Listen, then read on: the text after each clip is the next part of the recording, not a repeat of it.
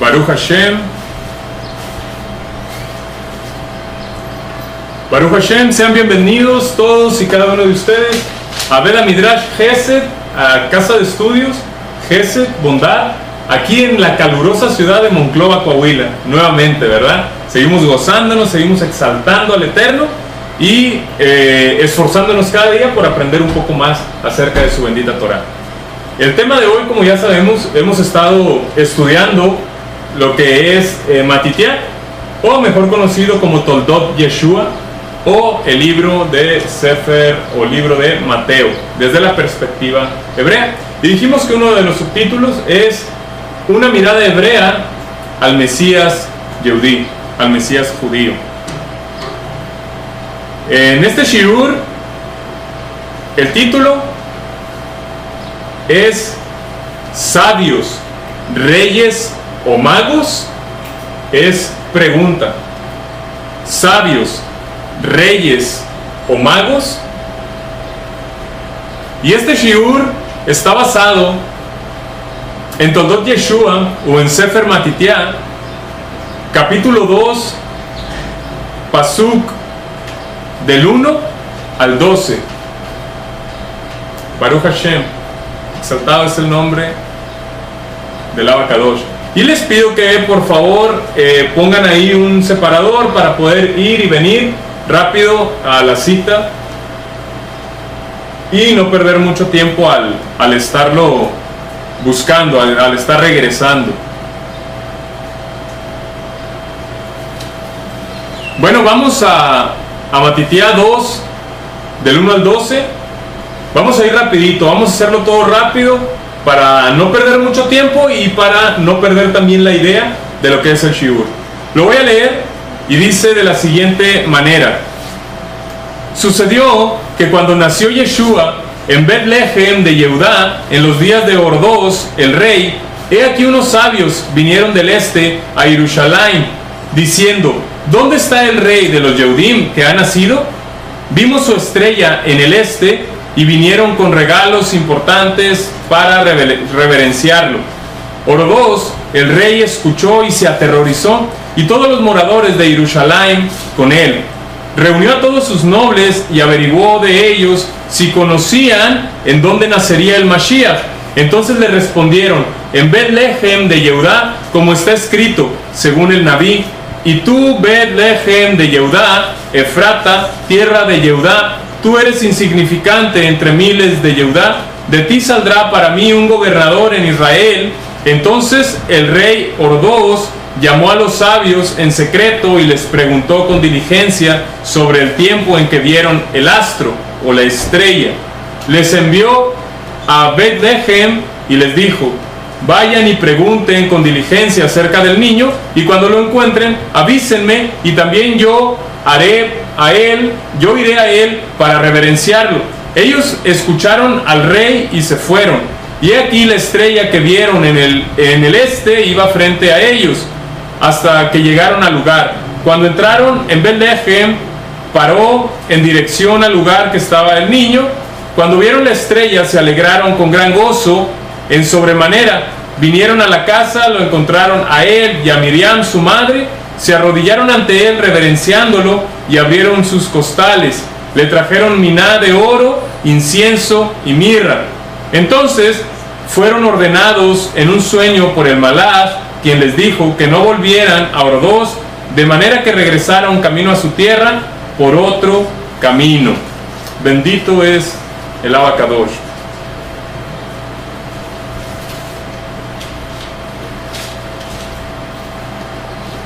Bueno, como ya hemos aprendido, los nombres propios no se traducen, ¿verdad que no? Los nombres propios no se traducen.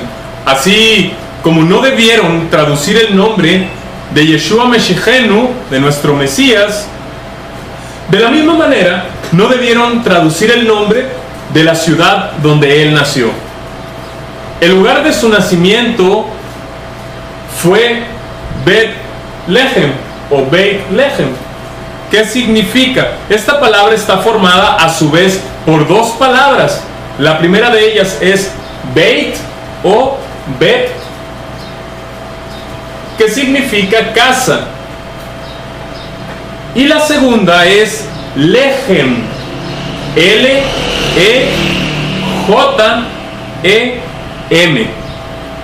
que significa pan. Por lo tanto, Beit Lehem quiere decir casa de pan, ¿verdad? Dice el verso 1 de la versión Reina Valera que en los días del rey Herodes, así lo dice, así se le ha conocido, ¿verdad? Sin embargo, su nombre no fue Herodes, sino Orodos. ¿Y quién fue Orodos? ¿Alguien sabe algo respecto a Orodos? ¿Quién fue él? Históricamente, bueno, esta persona, este personaje, nació aproximadamente en el año 74 antes de la era común. Nació en el año 74 o aproximadamente en el año 74 antes de la era común, y nació en la región de Idumea. Nació en la región de Idumea, al sur de la región de Judea. Orodos fue el segundo hijo de Antípatro, así se llamó el padre de Orodos, Antípatro de Idumea. Orodos fue el segundo hijo de Antípatro de Idumea.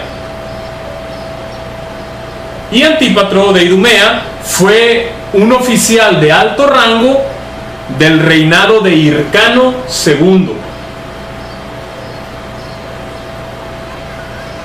La madre de Orodos se llamó Cipros, C y latina P R O S, Cipros. Y ella fue una mujer nabatea. Ella fue una mujer nabatea. Antípatro, el padre de Orodos, era de un linaje edomita. Lo voy a repetir porque yo sé que están anotando y sé que voy un poco rápido, pero vamos a tratar de hacer el esfuerzo, ¿verdad?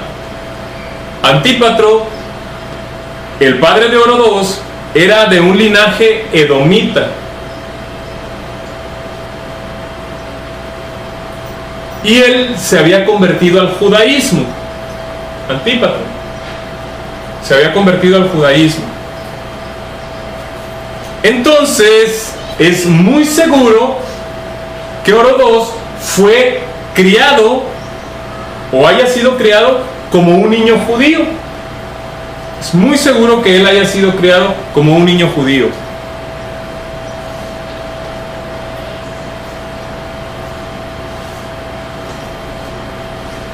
Orodos fue nombrado gobernador de Galilea en el año 47 antes de la era común. Todos estos datos son históricos, pero que nos sirven para tener un fundamento y además para poder entender más o menos en cuestión de los tiempos, ¿verdad? Cuestión de los tiempos antes de Mashiach. Y lo voy a repetir. Él fue nombrado gobernador de Galilea en el año 47 antes de la era común, cuando tenía 27 años de edad. Ahora, Orodos era respaldado por Roma. Orodos era respaldado por Roma, pero debido a su brutalidad era condenado por el Sanedrín. La enciclopedia judía nos dice algo interesante de Orodos, y nos dice que él tenía un perfil de comandante. Era excelente en los ejercicios físicos, era un delicado diplomático y sobre todo estaba preparado para cometer cualquier crimen con tal de satisfacer su ambición. Fíjense. Generalmente en las películas siempre ponen al rey Herodes, ¿verdad? Como gordo, así. No. La realidad es otra. Ahora, él no era una persona muy buena que digamos. Tanto así que incluso mandó asesinar a su propia esposa y a personas, o más bien a familiares de él.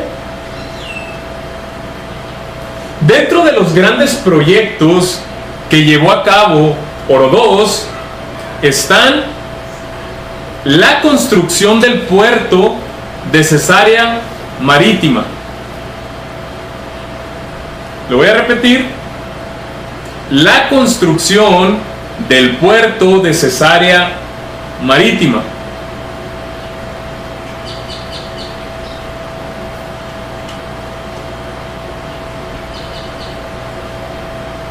Están también las fortalezas de Masada y Herodión.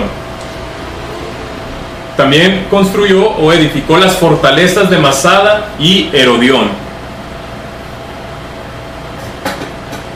Y no puedo dejar de lado, o no puedo dejar de mencionar la expansión del segundo templo de Jerusalén, también de Jerusalén. El mismo templo que fue destruido en el año 70 después de la era común por las tropas romanas comandadas por Tito, ¿verdad?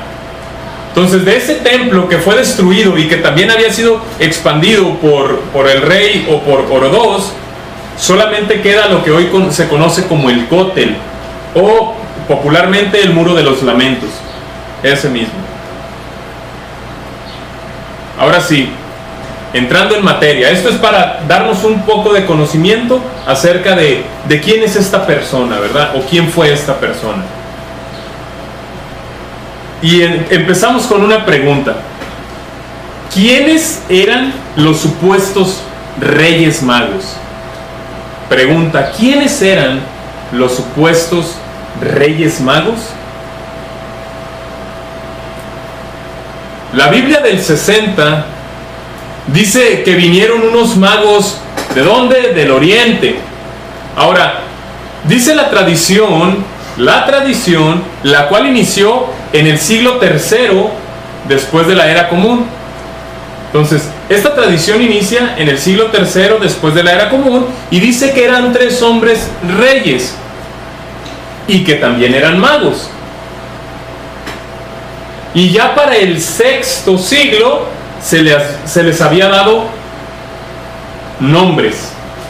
¿Qué nombres se les dio tradicionalmente? ¿Qué nombres se les dio? Melchor, Gaspar y Baltasar, ¿verdad? Entonces, todo esto les digo, hasta el 6º mes se les fue dado esos nombres. Ahora, como pregunta, ¿Estas personas eran reyes? ¿Eran reyes?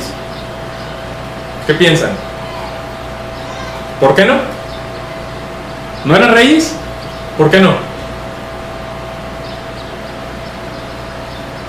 ¿O eran reyes? ¿Por qué sí? ¿Por qué sí eran reyes?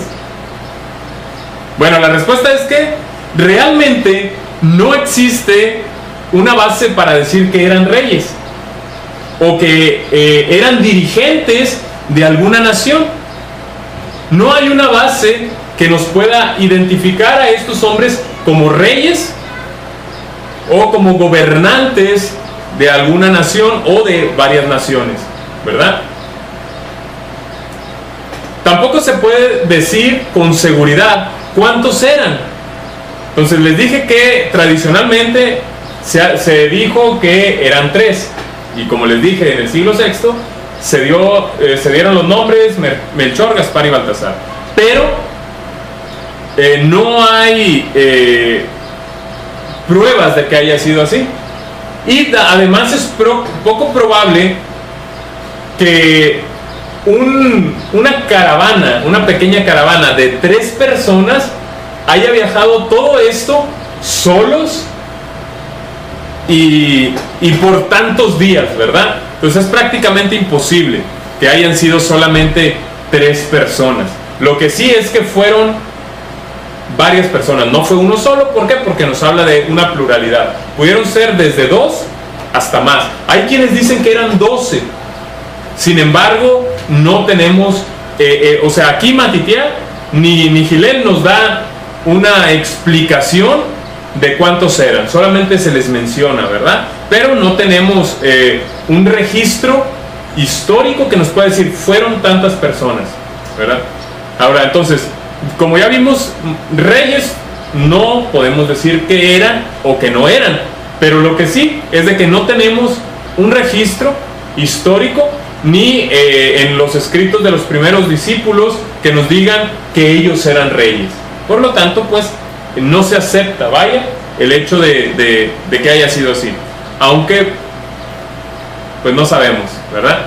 Pero no tenemos, como les digo, un escrito. Ahora, ¿por qué digo que no sabemos? ¿Por qué? Porque la reina vino a visitar a Shlomo Amelech, ¿verdad? Y le trajo regalos. Entonces, por eso digo, no estoy diciendo que no lo sean, pero no hay un registro de que sí hayan sido. Ahora, como segunda pregunta, ¿eran magos? ¿Ellos eran magos? La respuesta es no, no. Ahora, ¿por qué razón me atrevo a decir que ellos no eran magos? Bueno, pues la razón es porque la Torá prohíbe la magia. La Torá prohíbe la magia. Y vamos a Devarim, Deuteronomio, Perek 18, Pasukim, del 10 al 12. Y vamos rapidito para allá. Devarim, Deuteronomio 18, Pasukim del 10 al 12. Vamos rapidito.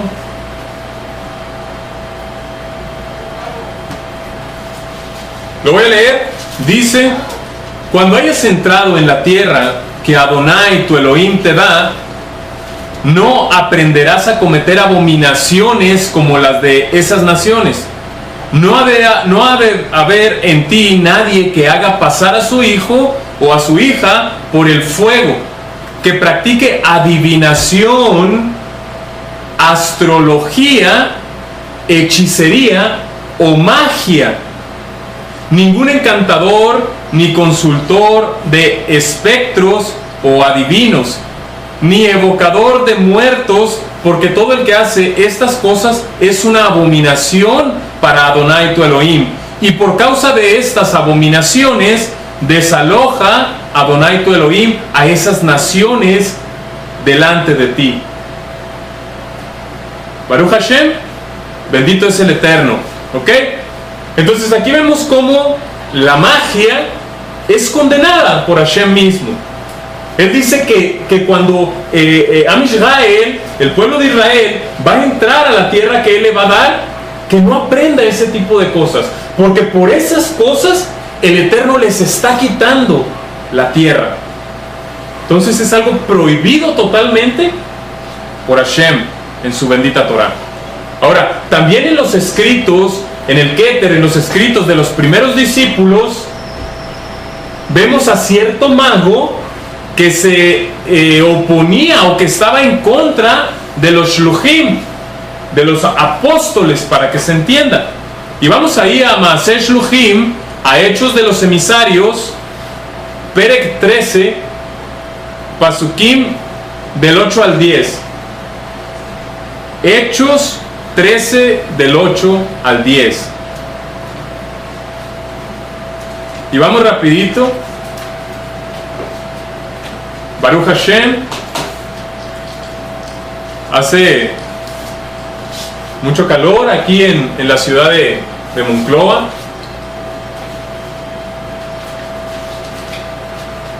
¿Ya lo tienen?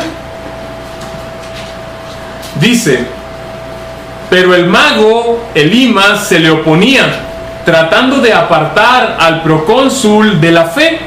Entonces Shaul, lleno de espíritu de santidad, dijo: tú, lleno de todo engaño, de toda malicia, hijo del acusador, enemigo de toda justicia. Ahí está. Dice, no cesarás de pervertir los caminos rectos de Hashem. Entonces vemos aquí un mago que se estaba oponiendo al trabajo de los shluchim, de los emisarios. Un mago. También vemos a otros magos que se habían arrepentido. No como Elimas, ¿verdad? Estos magos se habían arrepentido y quemaron todos sus libros de magia. ¿Sí lo recuerdan? Vamos a Maaseh Shluchim también, a Hechos 19:19. Hechos 19:19. Ahí estamos cerquitas. Baruch Hashem. Bendito es Akadosh Baruj Hu, el Eterno bendito sea. Y dice, asimismo, un buen número de los que habían practicado la magia, trajeron sus libros y los quemaron delante de todos. Calcularon su valor y hallaron que era de 50,000 monedas de plata.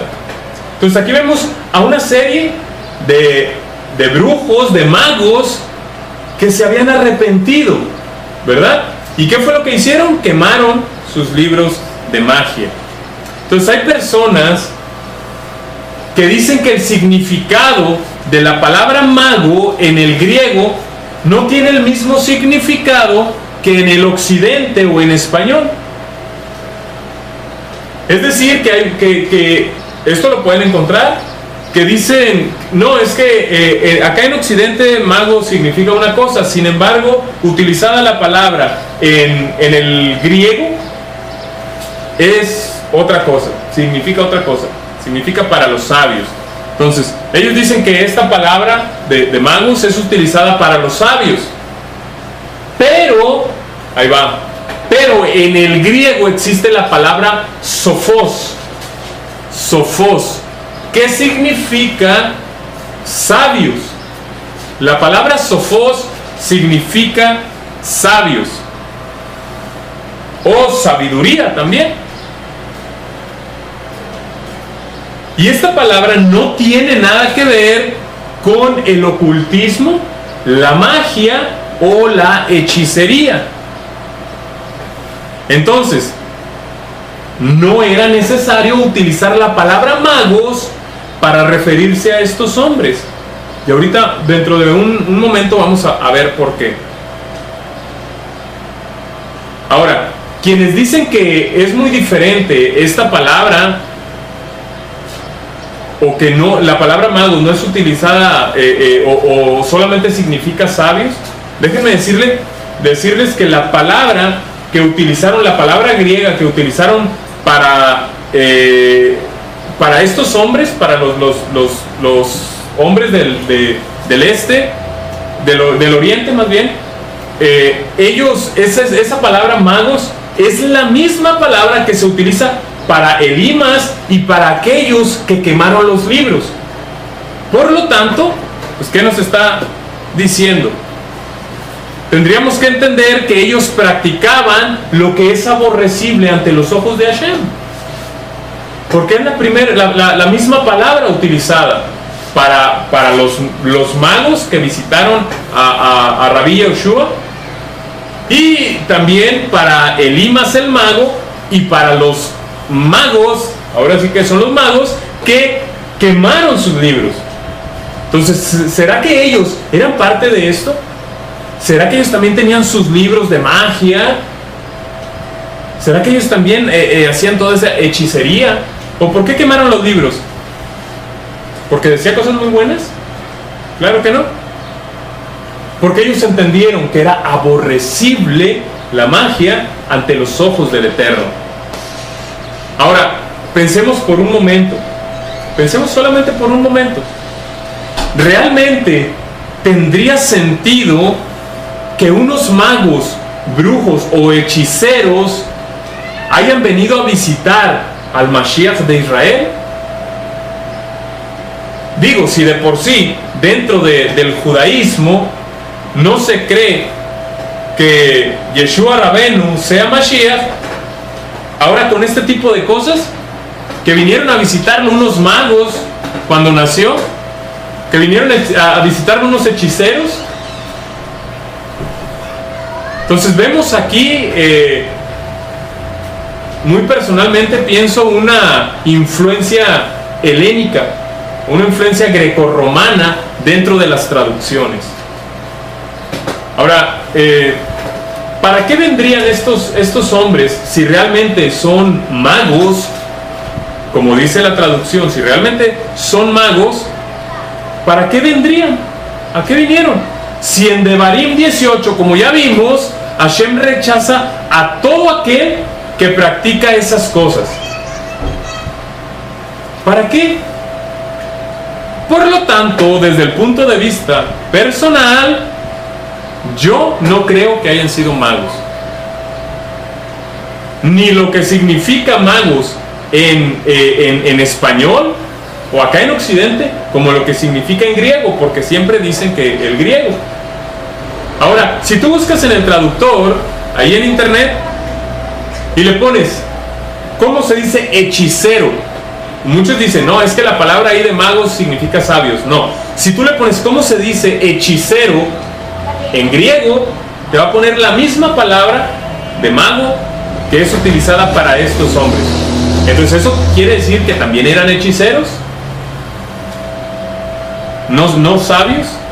Pues hay un juego de palabras, ¿verdad? Y como les digo, algo hay ahí en las traducciones. Otra cosa que se han dicho es que eran astrólogos.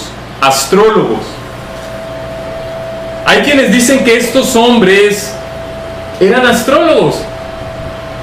Y esta es la teoría más aceptada, ¿verdad? Dentro de los círculos conocedores, pero también de los que no conocen. La gran mayoría piensa que sí, que estos hombres eran astrólogos. Pero antes de tomar una decisión para decir, bueno, si eran astrólogos, debemos de aprender, debemos de saber qué es la astrología. Ok, son astrólogos, bueno, entonces, ¿pero qué es la astrología? La definición es que en su acepción más amplia es un conjunto de tradiciones y creencias que sostienen que es posible conocer o construir un significado de los eventos celestiales y de las constelaciones, basándose en la interpretación de su correlación con los sucesos terrenales. Este paralelismo es usado como método de adivinación. Eso es la astrología. Bueno, como ya vimos, la Torá condena la astrología, ¿verdad? Hace un momento lo leímos. La Torá condena total y rotundamente la astrología. Y esto no debe confundirse con el propósito que Hashem le dio al sol, a la luna y a las lumbreras, tal y como lo vemos en Bereshit, en Génesis 1:14. Y vamos para allá, vamos rapidito a Génesis 1:14. Baruch Hashem.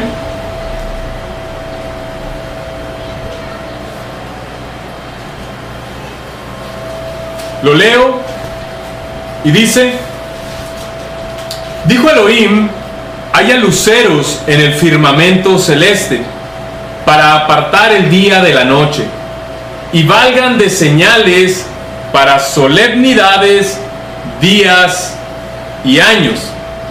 Entonces aquí está hablando, ¿verdad?, de lo que son el sol, la luna, las estrellas. ¿Y con qué propósito? Para que sean de señales, para días y años, y para festividades, para Moedim, para las fiestas de Hashem. Para eso están puestas ahí. Entonces, un astrólogo es algo muy diferente, y como les digo, la Torá condena la astrología. Y una vez me tocó que me dijeron, pero entonces, ¿por qué el Eterno puso ahí el sol, la luna, las estrellas, para que sean observados. ¿Eso es astrología? No, eso no es astrología. Son dos cosas muy distintas, ¿verdad? Los puso ahí para mostrarnos tanto los calendarios como también las fiestas. Los Rosh Hodeshim, los inicios de mes, todo esto. Ahora, el sol, la luna y las estrellas, los meteoritos, los astros, todo esto es utilizado por el Eterno para dar señales al hombre, para él dar señales al hombre, tal y como lo dice Hillel, Lucas Perek 21 al 25, capítulo 21, verso 25. Vamos para allá rápido. Y dice Hillel, Lucas 21, 25. Dice: entonces habrá señales en el sol, en la luna y en las estrellas. Y en la tierra habrá angustia entre las naciones por la confusión ante el rugido del mar y del oleaje. Entonces, aquí el Eterno está utilizando las luminarias, está utilizando el sol, la luna, las estrellas, para que sirvan de señales, ¿verdad? Para que sirvan de señales.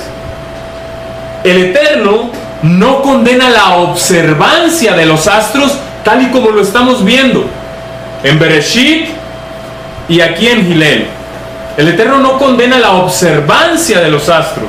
Lo que Él condena es la adoración a los astros, la postración del hombre hacia los astros, la observancia de ellos para predecir el futuro o para buscar respuestas a acontecimientos ocurridos en la tierra.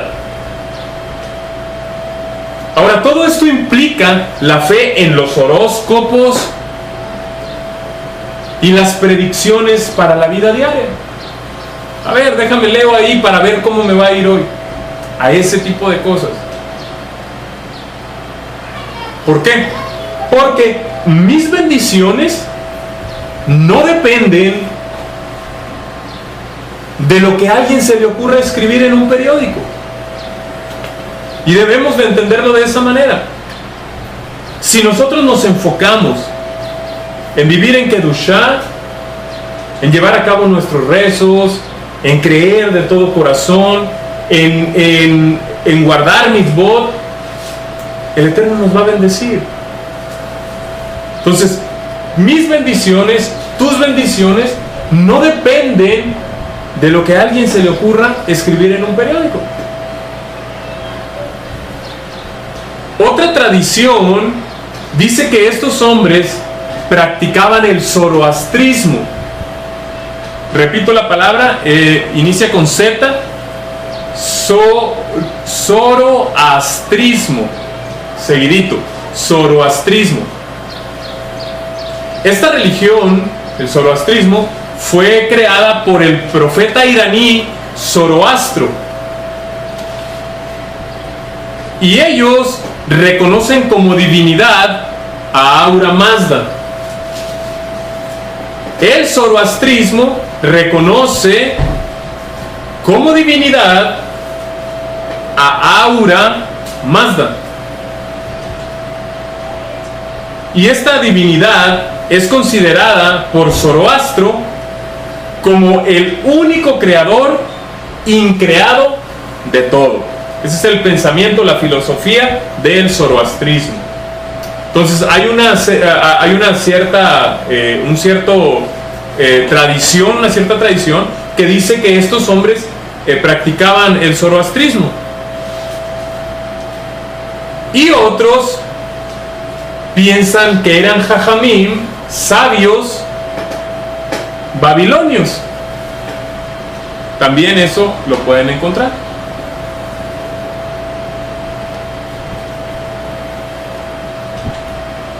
Ahora, puntos a tomar en cuenta. puntos a tomar en cuenta.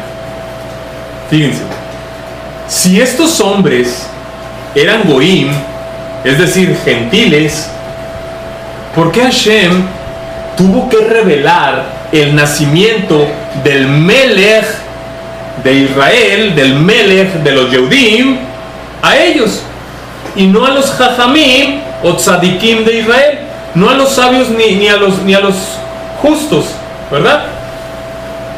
¿Por qué no se lo reveló a ellos? O sea, si ellos son goim, si estos hombres son goim, son gentiles, ¿qué no sería mejor que se lo revelara a alguien del pueblo en vez de revelárselo a un gentil?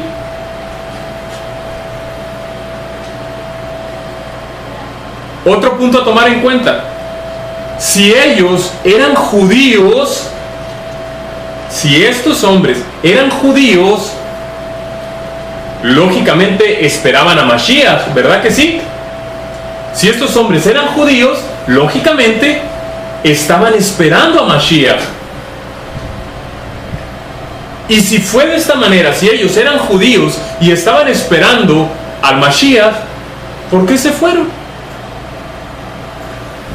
Porque vinieron y estuvieron ahí con él y luego dice que se fueron, ¿verdad que sí? Pero por otro lado, ya para no toparse o para no llegar con oro 2.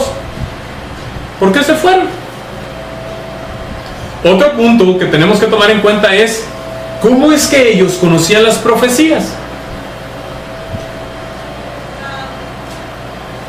Vamos a dar la respuesta al punto número 1. Vamos a dar la respuesta. Y el punto número 1, que es que si estos hombres eran goí, lo más probable es que ellos no fueran gentiles. Esto es lo más probable. Y muy en lo personal siento que es lo más lógico. Y esto lo sabemos, ¿por qué? Porque ellos esperaban al Mesías. Y ningún otro pueblo tiene la promesa de un Mesías.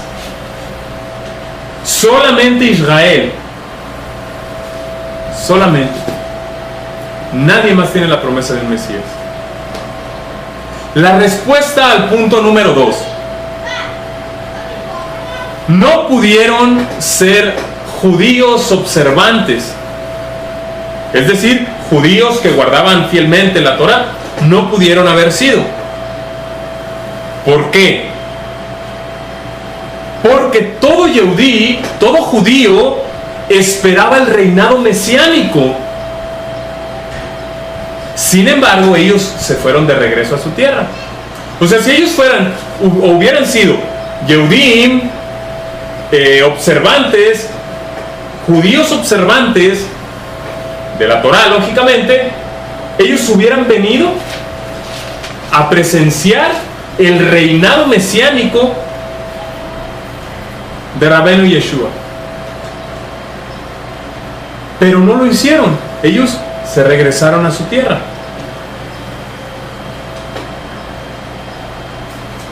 Y la respuesta al punto número 3. Ellos conocían las profecías del Tanaj.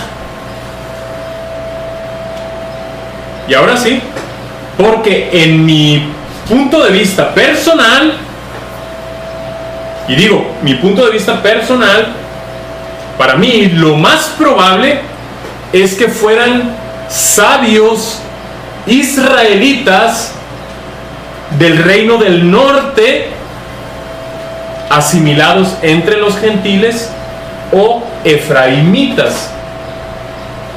Eso es lo más probable, dentro de mi percepción. ¿Por qué? Goim no podrían ser, porque no hay otro pueblo que esté esperando a Mashiach. Judíos no podían ser observantes, lógicamente. ¿Por qué? Porque ellos se hubieran quedado con Mashiach. ¿Y por qué sabían acerca de las profecías? ¿Por qué tenían un conocimiento? Bueno, porque ellos eran sabios israelitas del reino del norte, el cual ya se había gentilizado, se había asimilado a gentiles, pero aún así ellos tenían conocimiento de las profecías, de las escrituras. Sin embargo, no había un compromiso directo. Se tenía el conocimiento, pero no se tenía el compromiso de parte de los efraimitas hacia Akadosh Baruj Hu. Algo muy interesante es saber o aprender qué fue lo que estos hombres vieron. ¿Recuerdan que ellos vieron algo que los iba guiando? ¿Una estrella o un astro? ¿Qué es lo que fue? ¿Qué fue lo que ellos vieron? ¿Una estrella? ¿Alguien más?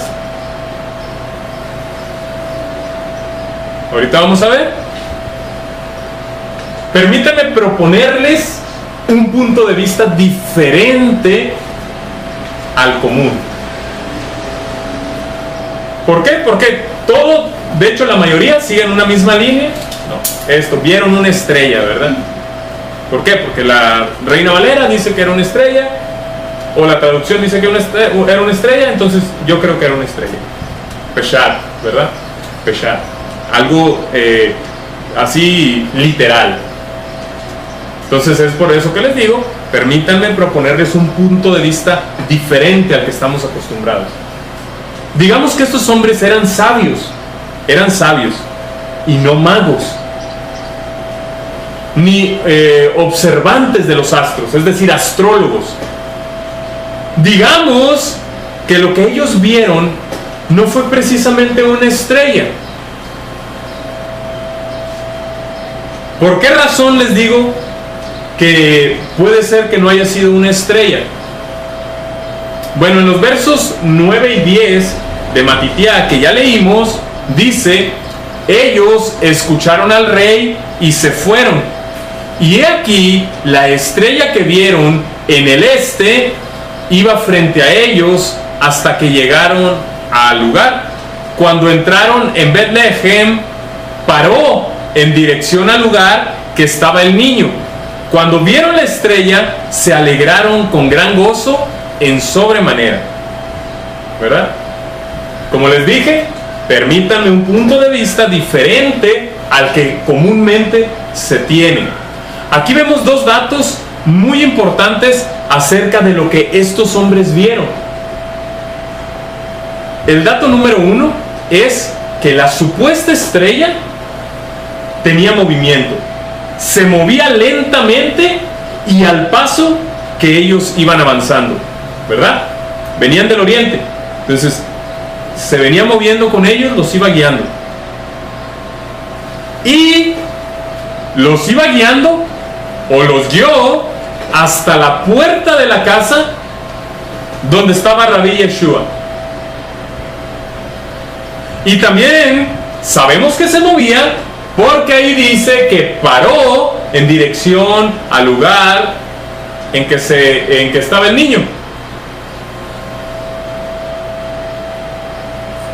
El segundo dato que no debemos de pasar por alto es lo que dice el verso 10. ¿Qué dice el verso 10? Dice: cuando vieron la estrella, se alegraron con gran gozo en sobremanera. Y aquí es donde nos hacemos una pregunta. Miren, yo les recomiendo que siempre que estén estudiando, háganse preguntas, porque de esa manera aprendemos. Bueno, ¿y por qué esto? ¿Por qué aquello?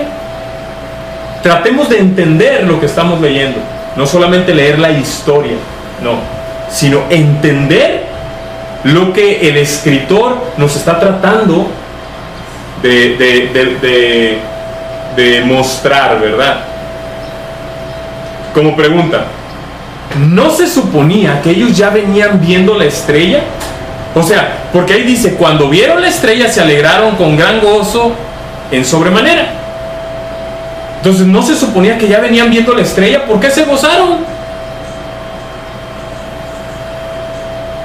Esta estrella fue la que los guió durante todo el camino. ¿Para qué dice que cuando llegaron vieron la estrella y se gozaron?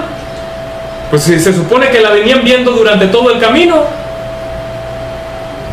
Esta estrella, o esta supuesta estrella, bien pudo haber sido un malaj, un ángel. Y aquí es donde, ay, ¿cómo que un ángel? Pues ahí no dice nada de ángeles, no es cierto, esto, lo otro. ¿Por qué? Porque muchas personas ya traen enraizado la creencia de la estrella, ¿verdad? La misma que se pone ahí en el pinito navideño. Pues, ¿por qué digo esto? De que puede haber sido un malaj. Bueno, porque bíblicamente tiene sentido si leemos Job 38:7. Vamos para allá, para Job 38:7.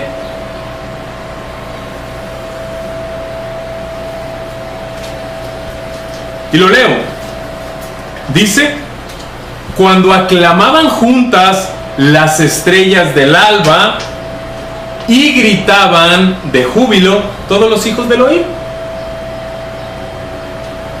Haciendo referencia a las estrellas. También en Revelación o en Apocalipsis 1:20 dice: en cuanto al misterio de las 7 estrellas que has visto en mi mano derecha y de los 7 candeleros de oro, las 7 estrellas son los mensajeros de las 7 comunidades y los 7 candeleros son las 7 comunidades. ¿Cuáles son esos mensajeros? Son los ángeles. Entonces era un ángel. Entonces posiblemente lo que ellos vieron no fue una estrella, sino un malaj, un ángel.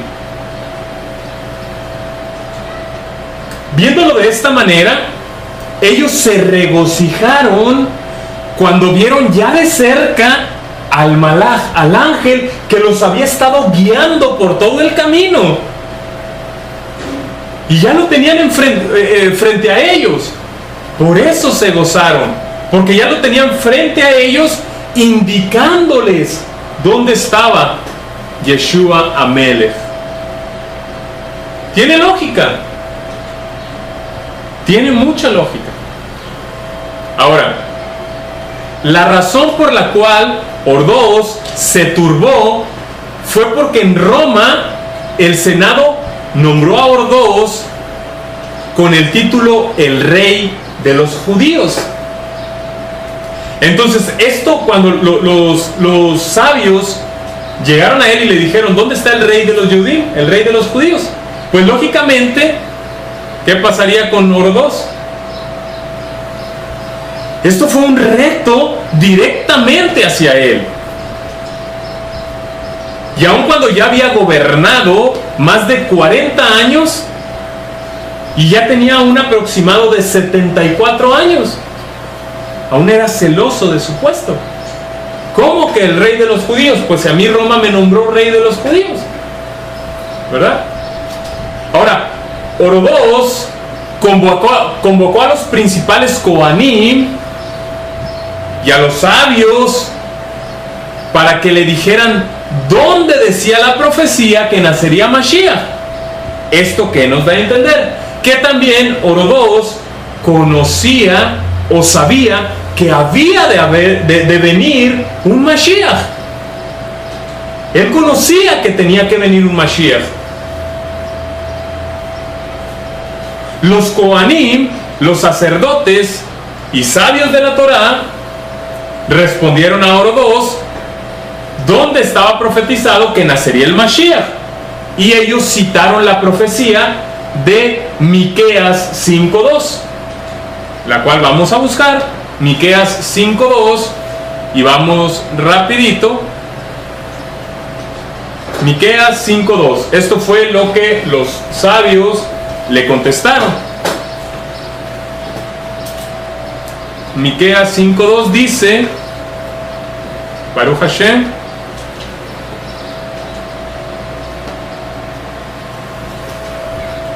dice: pero tú, Betlehem Efrata, la menor entre los clanes de Yehudá, de ti saldrá uno para gobernar a Israel por mí, uno cuyo origen es de antaño, de tiempos antiguos. Lo voy a repetir: pero tú, Betlehem Efrata, para gobernar Israel por mí, uno cuyo origen es de antaño, de tiempos antiguos. Bueno, aquí está claro que Yeshua nunca vino a formar una iglesia ni una nueva religión fuera del judaísmo, sino que él gobernaría ¿a quién? A su pueblo, a su pueblo. ¿Quién es su pueblo? Israel. Y todo el que quiera unirse a nosotros, unirse a Israel, viene a ser parte de Israel. Ahora recordemos que los sabios al principio no sabían dónde se encontraba el Mashiach, ¿verdad que no? Entonces fueron a Ordos y él fue quien les dijo que se encontraba en Betlehem. Él quería que los sabios le dijeran dónde estaba el niño. O sea, quería que ellos fueran y se percataran si era cierto, si lo que habían visto era cierto, para que regresaran y le dieran el reporte, para que Ordos fuera, pero para matar al niño, no para reverenciarlo. Las traducciones dicen que los sabios, postrándose, le adoraron, ¿verdad que sí? ¿Y qué dice de Ordos? Díganme dónde está el niño para que yo también vaya y le adore. Eso es simplemente ilógico y pagano. Ilógico y pagano. ¿Por qué? Vamos a tomar muy en cuenta que ellos no vinieron preguntando por el Dios encarnado, ¿verdad que no? Ellos no vinieron preguntando por un semidios. Ellos no vinieron preguntando por la divinidad encarnada. Si hubiera sido así, pues con toda lógica, bueno, pues vienen a adorarlo. Pero ya vemos que todo eso tiene un trasfondo muy, muy, muy turbio y pagano. Ellos vinieron preguntando por quién. Por el rey de los judíos. Ellos venían preguntando por el rey de los judíos, nada más. Entonces, por lo tanto, no venían a adorarlo, sino a reverenciarlo, de la misma manera que se reverenciaba a David Amelech, a Shlomo Amelech, a los reyes, ¿verdad?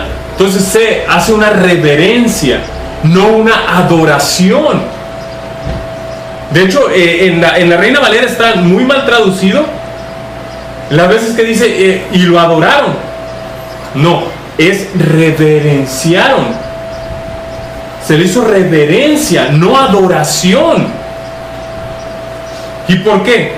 Porque en Yohanan 4:23, y vamos para allá todos, quiero que lo busquen por favor, y esta es ya la última cita que vamos a buscar. Yohanan 4:23.